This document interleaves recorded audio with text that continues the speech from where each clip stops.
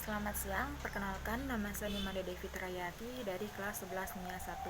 Hari ini saya akan mempresentasikan tugas kimia saya dalam materi persamaan termokimia dan jenis-jenis entalpinya. Dalam LKPD kali ini saya diberikan dua buah kegiatan budaya yang biasa dilakukan masyarakat. Yang pertama, proses pembuatan sigotok, yang kedua, proses pembuatan poteng jajet tujak. Dari kedua budaya tersebut, dapat saya ambil rumusan masalah adalah apakah kedua budaya tersebut dapat dilakukan dengan proses yang berbeda atau cara yang berbeda. Hipotesis yang dapat saya ambil adalah proses tersebut tidak dapat dilakukan dengan cara yang berbeda karena sejak awal kedua budaya tersebut menggunakan reaksi ekstoren dan endoren.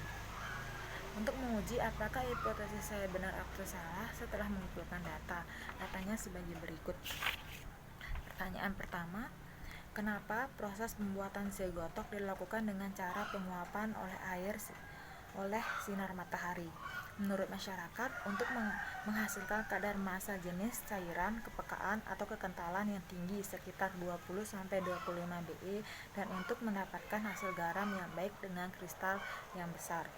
Menurut ilmiah, air memiliki titik didih lebih rendah daripada garam, sehingga ketika air laut terkena panas matahari, air akan menguap meninggalkan partikel-partikel garam, kemudian membentuk kristal-kristal garam.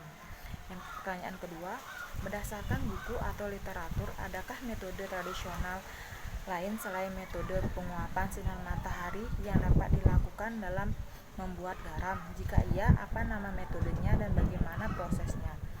Menurut masyarakat, proses pembuatan garam dengan metode perebusan tradisional yang biasanya pertama kali yaitu dengan menggunakan garam yang masih kasar yang sudah jadi lalu dilarutkan dengan air. Setelah air sudah tercampur dan garam sudah terlarut, air tersebut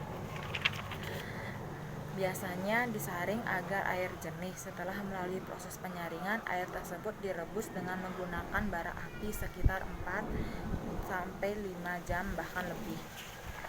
Menurut ilmiah, tidak ada metode lain karena masih menggunakan proses penguapan air hingga menjadi partikel-partikel garam yang kemudian membentuk kristal garam. Pertanyaan ketiga, apa yang terjadi saat ketan diperam dalam pembuatan poteng jajet tujak? Menurut masyarakat, dalam fermentasi tape, ketan melibatkan beberapa mikroorganisme yang disebut dengan mikroba. Perombakan pati menjadi gula yang menjadikan tape ketan pada awal fermentasi rasanya manis dan berubah menjadi alkohol karena pengaruh adanya bakteri.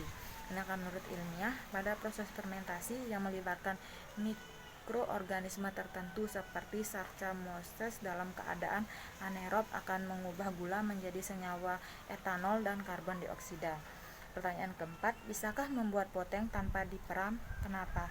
Menurut masyarakat tidak bisa membuat poteng tanpa melakukan proses fermentasi karena dalam fermentasi menjadikan tape rasanya manis.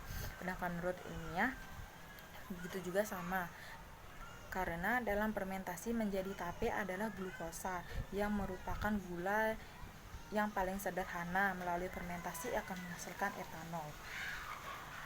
Dari data tersebut dapat disimpulkan bahwa kedua budaya tersebut tidak semua bisa dilakukan dengan cara yang berbeda. Seperti proses pembuatan poteng jajet tujak tidak akan bisa menjadi poteng jajet tujak tanpa melalui proses fermentasi. Sekian presentasi dari saya. Apabila ada salah kata mohon dimaafkan. Selamat siang dan terima kasih.